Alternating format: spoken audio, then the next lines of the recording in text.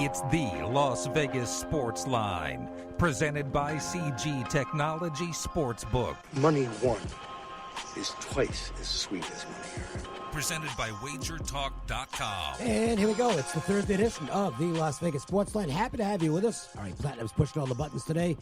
We'll have Jason Simbal from CG Sportsbooks later on in the show with his vital behind-the-counter info. To get into the Bulls, some NFL, good stuff. Ralph Michaels is here. I'm Dave Cokin. And again, we are happy to have you with us. Golden Knights happy to get out of the gate the right way on the first of this four-game road swing. Always nice for a team that has struggled on the road, which the Golden Knights have this season, to get the first win on a road trip in the win column, Ralph. This is the type of game that, you know, if they lose it, it's not the end of the world, but it kind of sets the tone in a negative fashion for what has already been the weakest part of their game so far. Getting a win takes the burden off. No pressure now as they continue on this road trip and a chance to make some hay. You know, I think it started, the goal the first minute of the game just showed the urgency from step one, and that's the importance and what you need to play on the road, and check mark for the first step taken.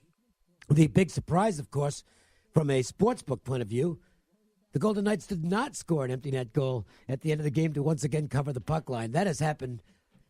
I swear, I don't keep track of that, but I swear it's happened more often with them at home in particular than any other team over the last two seasons, where they get that empty net goal and change fortunes for those who bet the money line, or the puck line.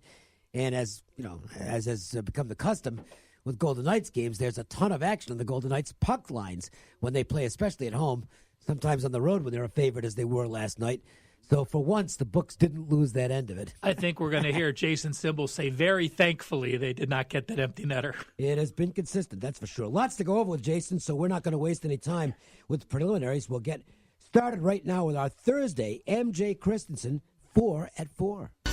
1, 2, 3 into 4. Put them fours up. Put the fours up, I said. Do it right now. Tonight's action is just around the bend, and the guys want to get your night off to a great start. 4. It's the Las Vegas Sports Line's 4 at 4. Not 1, not 2, not 3, but 4. Unbelievable. And we have a mix of NBA and NHL for you tonight. And none of these games start at 4 o'clock, I don't think, but no, one of them might. But we want to get the best games in here. We're saving the Chargers and Chiefs for our Wager Talk marquee matchup later in the show. Obviously, a lot to talk about with that football game. Lakers and Rockets will get some attention locally because the Lakers always get attention locally, especially now that they are once again back to being Showtime of a sort. Look, they've got a pretty good record.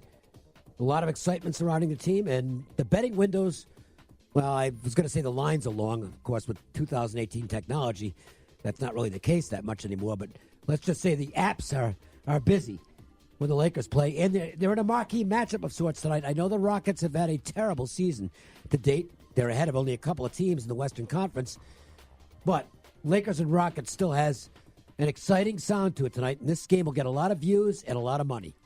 Yeah, you know, the Rockets now 3-10 straight up their last 10 games. And, you know, we've seen LeBron take over and win a couple games by himself. Rockets is right. Yeah, okay. But now with Kyle Kuzma playing the way he is over the last 7 games, 22 points, 9 rebounds a game, 3.5 assists. That's why the Lakers are 6-1. It takes some of the pressure off LeBron. LeBron gets better. He's starting to get the other teammates involved. Lakers are playing great D, too. They're 2-10. Over-under their last 12. They're 5-18 over-under on the year. So a little bit of a struggling offense early and a very good defense for them. So here's the back end of the doubleheader What tonight. a TNT matchup. Well, everybody gets their chance. So we'll talk about the game because, you know, the fact is it's on TNT. It's on TV, yeah. And this game will therefore get more action than would be the case, certainly, if it wasn't on national TV. The Dallas Mavericks taking on the pathetic Phoenix Suns, who are still, what are they on, 4 wins, 5 wins? 4. Yep. 4. Yep. So you know where the money's going to show tonight. It's going to be on the Mavericks minus the points. That'll be the square side. Do you think there'll be any sharp money coming in to balance that off? Well, you know, Dallas obviously has impressed almost everyone. I think they're 14-10. And, last night they played the Hawks. They were a 9-point favorite. They're never that big of a favorite. But they had a huge double-digit lead after their coach got thrown out in the fourth quarter and just got it backdoored. But they had control of the game. That's what you had to do. The thing that's concerning is this. Dallas is only 2-9 on the road. And in the last 3 years, they've only been an away favorite of 5 or more twice. Well, and I'm not playing the NBA in the regular season, so take this with a not just a grain of salt, the entire container of salt. A salt mine, if you will. But the first thought that crossed my mind when seeing this was on the schedule was, well, the Phoenix Suns are not going to have many TNT national TV opportunities with Shaq and Barkley and the gang watching the game from back in the studio and talking about him. I think the Suns are going to be really fired up tonight. And whether that's good enough to get them a rare victory, I don't know. But I think you'll see whatever the best Phoenix has on display tonight. And again, I don't know if that's enough for them to win the game.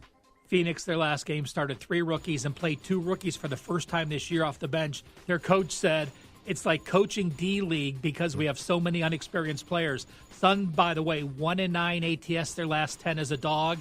And they're not playing Ariza. He's healthy. He's going to be traded, right, but he can't be traded until Saturday, so they're just sitting him out so he doesn't get injured. So you have Booker, who's out, who's missed the last 6 games, their leading scorer. Ariza out, their number 4 scorer. A lot of youth for the Suns. This is a big game in the NHL tonight. Maple Leafs and Lightning, these are 2 of the serious contenders to win the Stanley Cup. And it's a big matchup down in Tampa tonight. Vasilevsky is off the injured list. He is back in goal for Tampa Bay. First time since November 14th. It is also... this is one of the Moms road games. This is something the NHL does now. They have dad's games and mom's games where parents, either the dads or the moms, accompany the team on a road trip, basically. We've seen it with the Penguins this week. They had the dads were all there the other night when they were playing the Islanders at Nassau County Coliseum. Tonight, the Maple Leafs have a mom's night. So all the moms that can attend are there rooting on their guys on the road in this huge game. And I'll tell you something, it's a big motivational factor for the players. They get excited about this. This is going to be a good game. There's some really good stuff to watch tonight between the NBA, the NFL matchup, and this hockey game. I'm definitely watching the hockey game. I don't have a play on it. I mean, the Maple Leafs, Frederik Andersen he's been sensational all year. He's been tremendous. The Maple Leafs offense is absurdly good. Tampa is on a big winning streak at home, and they are scoring a ton of goals. As good as the goaltending is, especially with Vasilevsky back, I got a feeling we see a lot of scores tonight. This could be a shootout. Tampa Bay, number 1 in the league, scoring 4.0 goals per game. Toronto, number 3, scoring 3.7. And who else has a goalie like the Lightning's Louis Domingo, who... Well, he's back on the bench tonight. Right, but I'm saying as a backup, he went 11-2. He started 13 of 14 games. Very few teams have a backup like that that's going to allow that kind of win streak. He was sensational while Vasilevsky was hurt, and that is a big confidence boost for Tampa, because they'll be able to get Vasilevsky more rest now with the confidence they have in Dominguez, basically on the best run of his life.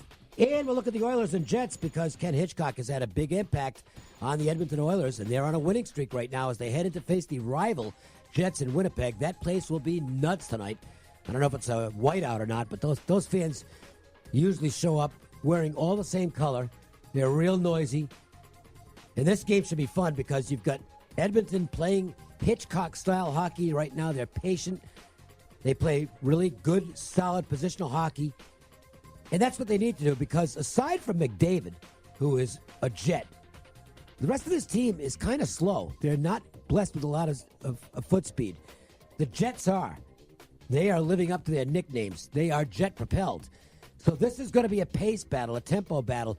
If the Oilers can muck it up and turn it into a grinded-out, close-checking affair, they're going to have a good chance. If it's Winnipeg's pace, which is up and down the ice in frantic fashion, the Jets will probably get the win. Winnipeg's a big favorite here. I don't think I'd be laying it, but I do think Winnipeg will win the game, so that would be my take on that one. Winnipeg 6-1 their last 7. The Oilers 7-1 their last 8. as you said, Ken Hitchcock, since he took over, the Oilers are 8-2-1 in his starts. You know, the Jets long-term, 66-25 as a favorite. They've dominated at home. It is time for us to bring aboard Jason Simbal. We love doing this on Thursdays. Jason provides us with as good information from behind the counter as you are going to get any place. It's one of our most popular segments. Jason, it's bowl season. As we wind down the NFL regular season, we get the most exciting part of the college football season underway. Yeah, bowl season, so every game matters for us, but not for everybody else. No, before we get to that, let's talk about tonight's NFL game. The Chargers and Chiefs. Is this a sharp square type of game, or what's happening at the betting windows? Yeah, it is a little bit with the sharps on the Chargers. You know, basically what we're seeing is, you know, right now the line is Chiefs minus 3.5, and at 3.5, the sharp guys are happy to take the points with the Chargers. But if we go to 3, they really stop betting it. In fact, we have taken a couple Chiefs bets at the 3 number. So they seem to like the Chargers plus 3, or the Chargers plus 3.5, or the Chiefs minus the 3. We've also seen Chargers money line action.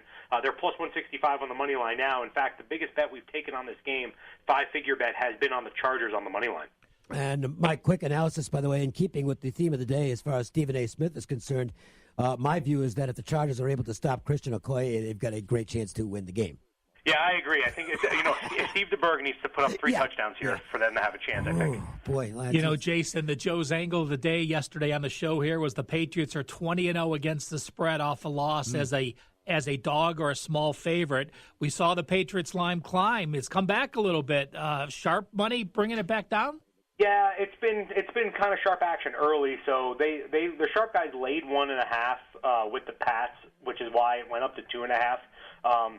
So I actually expect the public to be on the Pats in this one as well. We actually even took a pretty sharp bet on the Pats money line. They took Pats laid minus 125 on the money line. Pats are up to minus 140 on the money line there. So early money on the Pats. A little bit has come back on the Steelers, but I really expect the public to be on New England here. We're going to be rooting for Pittsburgh, I'm pretty sure. And the Sunday night game's a big line, but it's getting bigger because of the status of Carson Wentz, the Eagles quarterback. Where might this line end up as they visit the Rams? Yeah, this is a tough one because of the Wentz thing. So it was at 9. The Rams were a 9-point favorite, and then after the Wentz announcement, it went up to 11. So I'm sure there were plenty of sharps out there who laid the 9 that just took the 11 right away because they wanted to get that middle. We ended up going right back down to 10.5, and as soon as we did, different sharp guys laid the Rams with 10.5. So that was pretty accurate of what I was talking about, where people were just taking the 11 with the Eagles to get the middle, not because it was a play. So the Rams are a solid 11-point favorite here. If anything, this is only going to get higher.